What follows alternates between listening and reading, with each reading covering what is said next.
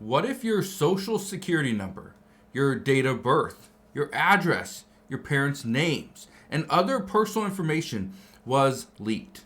Well, according to a whistleblower, that is essentially the problem. Because right now, 300 million Americans are at risk. Just look at this. It says Doge put American social security records at risk, according to a whistleblower. Now, we're going to get into this article, talk about what's going on. I want to read this together. But here's the main concern. If 300 million Americans are now at risk because of our personal information being out there, what happens next?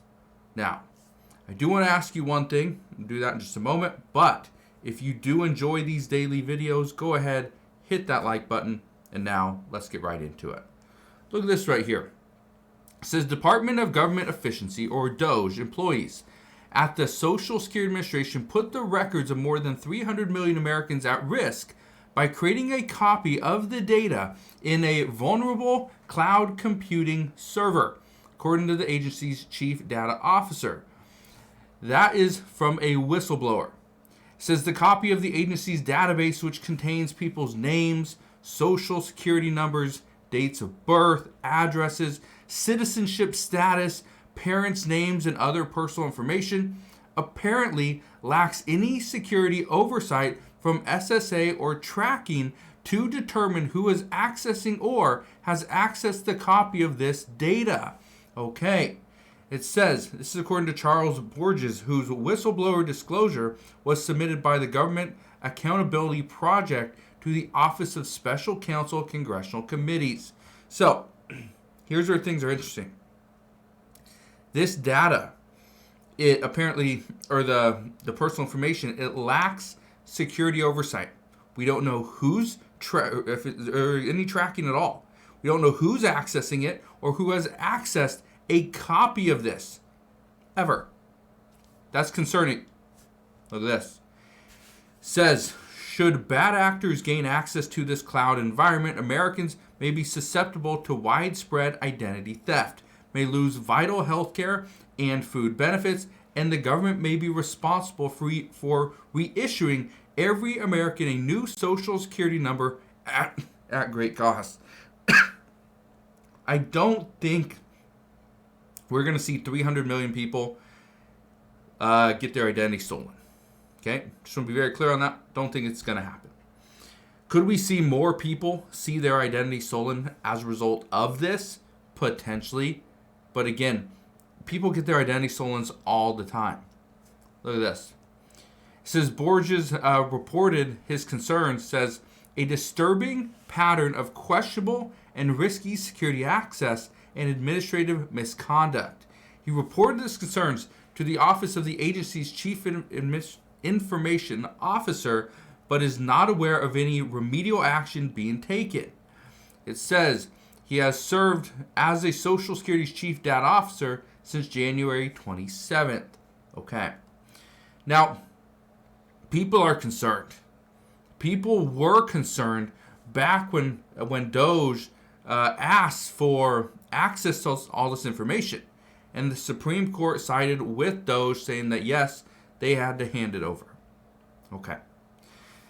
The concern, though, is now the federal government, well, even though the Social Security Administration is part of the federal government, but now Doge reportedly has access to information that many people probably didn't want out there. For instance, if your citizenship status, does everybody want that out there? And let me ask you this question. If anywhere online, it gave your name, your address, your social security number, yes or no, doesn't really matter, but it gives your citizenship status, how you maybe became a citizen, gives your parents' names and maybe their address. Is this information you'd want out there? Even if it's not your social security number, even if it's not your address, okay? But they know where you work. They know how much money you make. They know your citizenship status. They know your name. This is enough information. Goes on to say, Maintaining the privacy and security of people's personal information has been a major concern since the Trump administration allowed Elon Musk's Doge team to embed in multiple federal agencies, including the Social Security Administration. Former officials have raised red flags about Doge's need to access and handling of the records. Goes on to say, Social Security Administration said Tuesday it takes all whistleblower complaints seriously and noted that it stores all personal information in secure environments with robust safeguards. Well, hopefully that is the case. Again, I understand where they're at though. I'm going to read a comment to you in a moment, but let's finish this article. It says, the data referenced in the complaint is stored in a long-standing environment used by SSA and walled off from the internet. Okay. It says high-level career SSA officials have administrative access to the system with oversight by SSA's information security team.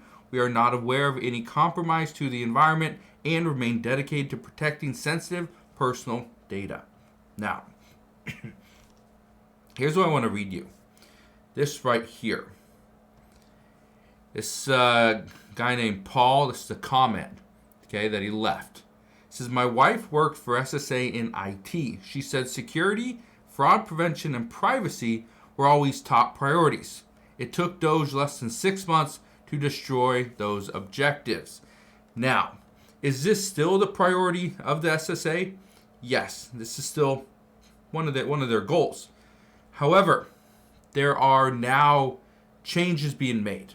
There are less people working at the Social Security Administration. People have been simply laid off. People have voluntarily left, okay, resigned. They've done that over the past several months. And one of the things that we are seeing, and we've seen this in other agencies as well, is that there are now gaps where if somebody were to break into the Social Security Administration, get into some type of network or portal, and it's through a backdoor, however they get in, there may be gaps in the system where somebody doesn't realize that they've been hacked. And it could happen over a few minutes, a couple hours, maybe several days. But there's now, gaps in the system because more people have been let go and now they're understaffed. That's the concern. So I bring this to your attention because, again, this whistleblower says this is a strong possibility that 300 million Americans now have all their personal data. It could potentially be at risk. So again, let me ask you this one question. If some of your personal information is out there, whether it's your citizenship status, where you work, how much money you make, where you live, your name, your date of birth, would you be okay with that? Let me know down in the comment section below.